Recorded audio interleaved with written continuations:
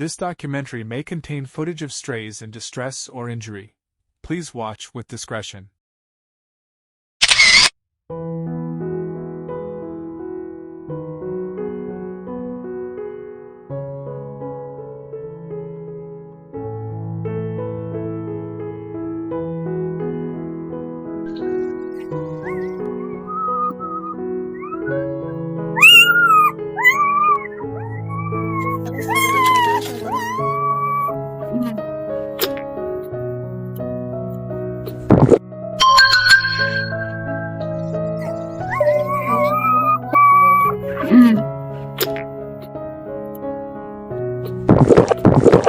宠物店和我说，这可养不活，实在太小了。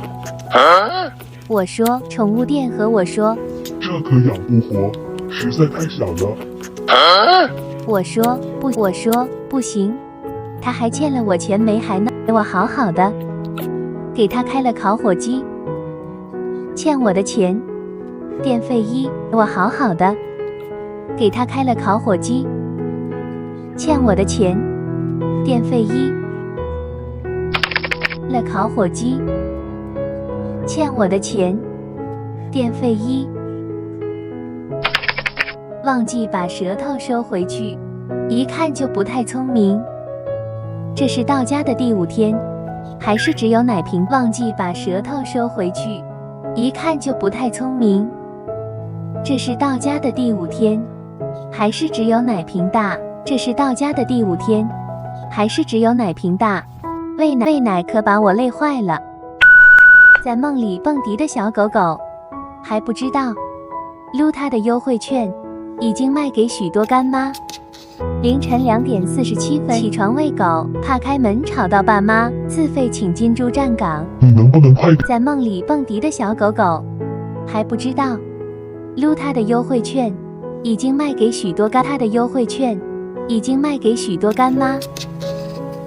今天15天大了，我对他说，今天15天大了，我对他说，要好好长大。你好啊，福仔，你可要好好长大，我还等着你赚钱给我花。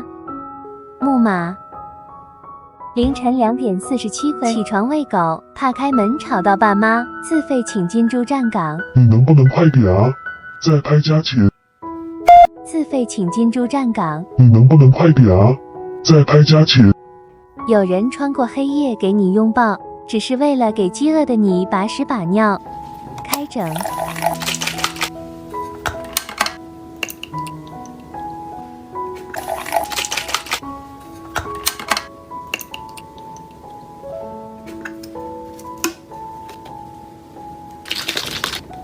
给大家看一个人工日出。垫毛巾，叠纸巾，垫毛巾，叠纸巾，吃嫩狗豆腐，抓猪，又呛奶了，扯扯腿，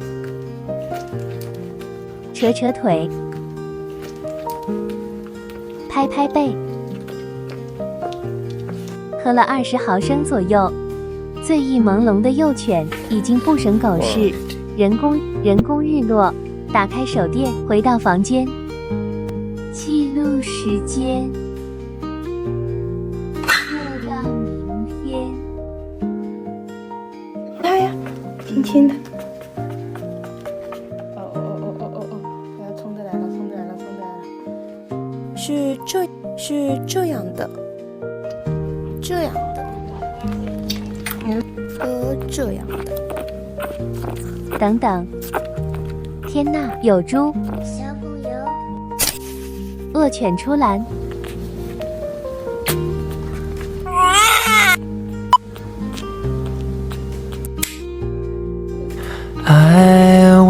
好苦，有的狗不听告诫，耳旁风，肚皮能有西瓜重，有的狗。恶习不改不自爱，腿被啃得秃一半。有的狗欲壑难填心机重，紧咬奶嘴不放松。有的狗不爱干净小邋遢，屎也能往墙上拉。蹬脚踢腿闹脾气，辛苦债主给擦屁，还在装谁这么没良心？用了家里多少公共资源？防烫毛巾5人民币，保暖毛巾6人民币，我爸的保暖内衣换洗毛巾6人民币，备用毛巾5人民币，药店6人民币。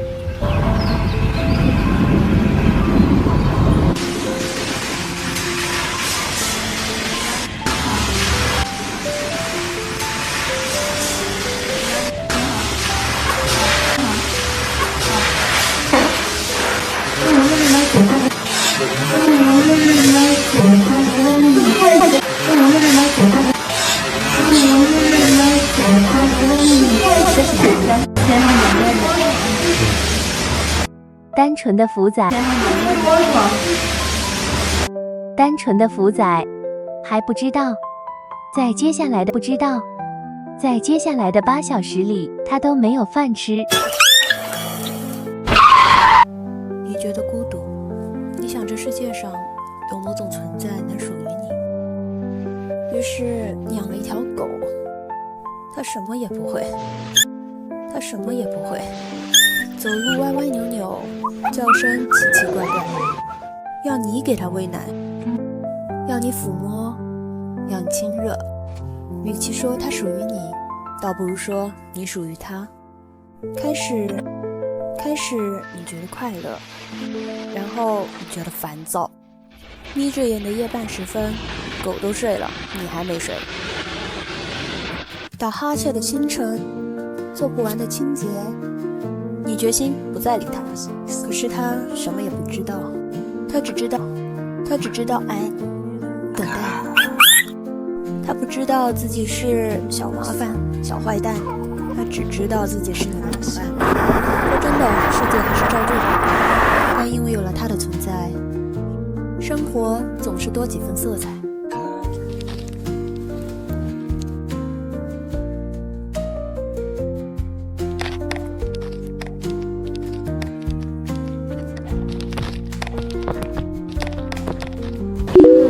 福仔的。早上6点，铲屎官已经准备起床喂狗。听听外面的鸟叫有多猖狂，有这样的语言环境，也难怪福仔鸟语。拿出前一天晚上提前泡好的狗粮，倒进新买的小碗里做一个水浴，让它重新温热起来。小狗吃狗粮一定要泡得很软，而且必须得是温热的，这样才不会伤害小狗的肠胃。但很快我觉得大家应该都听过花脸猫吧，应该没有见过花脸狗，对不对？现在你见到了我觉得大家应该都听过花脸猫吧，应该没有见过花脸狗，对不对？现在你见到了花脸。鸭子是怎么吃饭的？就是在水里捞屎那个样子啊，就跟福仔吃饭的方式是一模一样的，脑袋爪子一起使劲儿，能不能吃到全凭运气。画面上他的身体被裹住了，那是因为我羊奶是耳，还有儿，满脸奶泡，不羁霸道。我不知道大家知不知道鸭子是怎么吃饭，那是因为我和我妈2个人竟然还斗不过一只只有40天大的奶狗。假如不用这个围兜给它兜住，恐怕我们家马上就成了一片汪洋。真想知道洗脚奶到底是有多好喝，难道洗过脚心和脚背？真想知道洗脚奶到底是有多好喝，难道洗过脚心和脚背？羊奶美味归家，福仔现在表现非常的优异，他已经可以像一个小绅士一样有礼貌的独自进食了。当然还是不能做到非常完美，但是怎么说呢，这就是成长吧。各位自己成长就是眼泪从眼眶掉流出来，然后口水吧。各位自己成长就是眼泪从眼眶掉流出来，然后口水又从眼眶。对不起。不管怎么说，吃饭不仅仅是为了。仔终于要驱虫了，很多人说它干吃不长肉，指不定肚子里就有虫，所以其实我心里挺忐忑的。都说驱虫药必须按照体重来服用，所以第一步我得但我是万万没有想到，他在我们家死乞白赖好吃好喝这么些时日，居然只长到了0.7公斤，什么概念呢？别的小狗可能一生下来就有这个体重数了。而且这3狗居然第一次称体重还尿了，天！但是不管多无语，生活总是要继续，因此我还是勤勤恳恳地把药分成了4等份。哦，上帝呀！看看这只迷茫的小狗吧，它即将迎来狗生中第一次吃药的体验。看看这只迷茫的小狗吧，它即将迎来狗生中第一次吃药的。实在不是一只很难搞定的小狗。虽然一开始它并不明白在干什么，但是贪吃的本能战胜了它的理智。我觉得挺像减肥的时候，跟朋友出去吃饭，你跟朋友说，哎，不吃了。你的朋友说，哎，再来一口，不会胖，来给我吃吧你。没想到我也是狗头在握了，你别说，还真挺爽。对了，很多人说我的手很肥，我只能说天生的，再减了没有用，不好意思。看他那小样还挺意犹未尽的，天哪，很多人宠物店老板养的大狗狗马上就过来迎接我们了，是一条长得非常漂亮的虎斑色的狗，因为太瘦了，躺在路边晒地生活。我说李来福应该是一条中型犬，未来可以长到8到10几斤，品种不出意料的话，应该是一只串串。但是我真是太怀疑了，天哪，它长到现在也才2斤，它能长到8斤吗？猛男李来福独自快乐。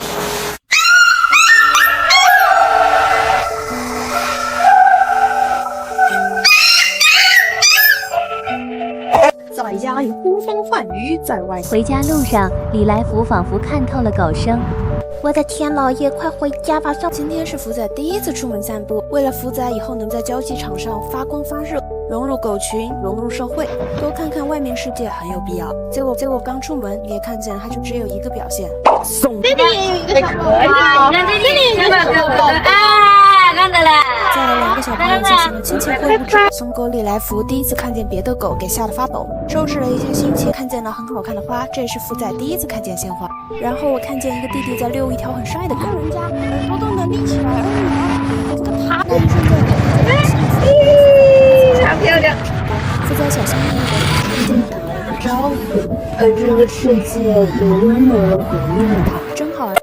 又到了快乐的吃药之前，先让我们给福仔称一个体重。上次称体重还是上次驱虫的时候，1个月前，那个时候它只有0.7公斤，不知道现在有多重了。很多朋友说小狗会自己吃药，但我琢磨吧，别的可能会，但是我们家的真不会。话是这么说，但是孩子总要长大，小鸟总得学飞，小狗崽子也得总要学会自己吃药。于是我就看它这样子慢慢悠悠的吃了10几分钟，你别说，捡回家的狗居然已经100天大了。我决定带它一起去捡到它的地方。100天说长不长，说短不短，这条路已经修建完毕，而我的小狗也已经长到了能自己走路的年纪。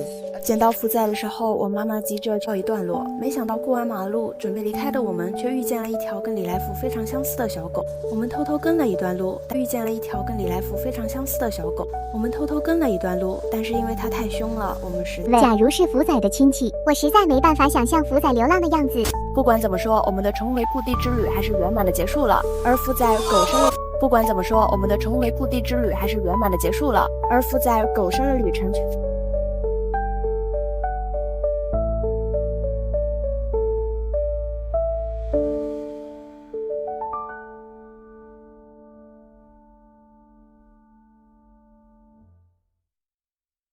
医生建议我先观察几天，然后我琢磨了福仔秃屁股的可能原因。它很爱翘尾巴，而它尾巴翘起来压住的地方，就是被它咬秃的地方。医生，现在断尾来得及吗？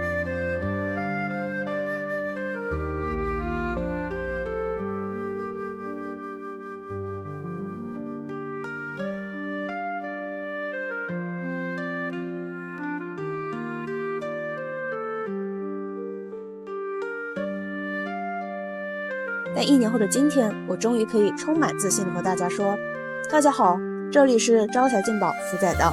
今天是2021年4月16日，我的狗1岁了。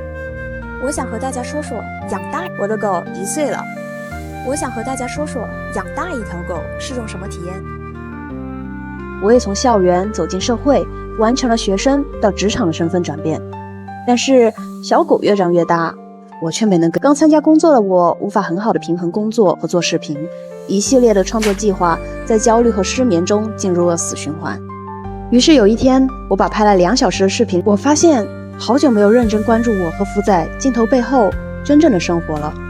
我把手机一扔，紧紧拥抱着笨蛋李福仔，重新开始思考小狗和自己的未来。发生了什么变化呢？答案是没有变化。普通的我，普通小狗李福仔过着普通的生活。李福仔脸蛋可爱，但身长腿短，胆小怕事儿，还有恐狗症。虽然网上有几个粉丝，但可惜的是，小区别的狗没有偶像崇拜。我们一人一狗可以说是废物阵线联盟，纯靠爸妈管饭。可是生活总要落地，平凡和快乐并不是矛盾组合。我们磕磕碰碰的开启了年不为人知的日子里，我有了一份稳定的工作，收获了一本证书，尝试了不同职业身份，和朋友一块写了点小作品。福仔长成了一条匀称的胖狗，他经历了湿疹和抑郁，依旧胆小，但交到了几个朋友。失去了蛋蛋，但好在并不伤心，因为他对其他所有的狗狗都不感兴趣。断更的日子里，我们摔过跤，打过滚，但总是拥抱，一直在往前跑。于是我想，是时候重新开始更新了。我还是有很多不足，画面不够精美，配音不够好听，文案不够有趣。李福仔也就这样，身材管理一塌糊涂，偶像失格纯靠公关。但是没关系，快乐福仔不怕困难，招财带头冲锋。我们就是盲目勇敢，立志在生活的原野里横冲直撞。春天来了，花要开了，我们也回来了。故事才刚开始。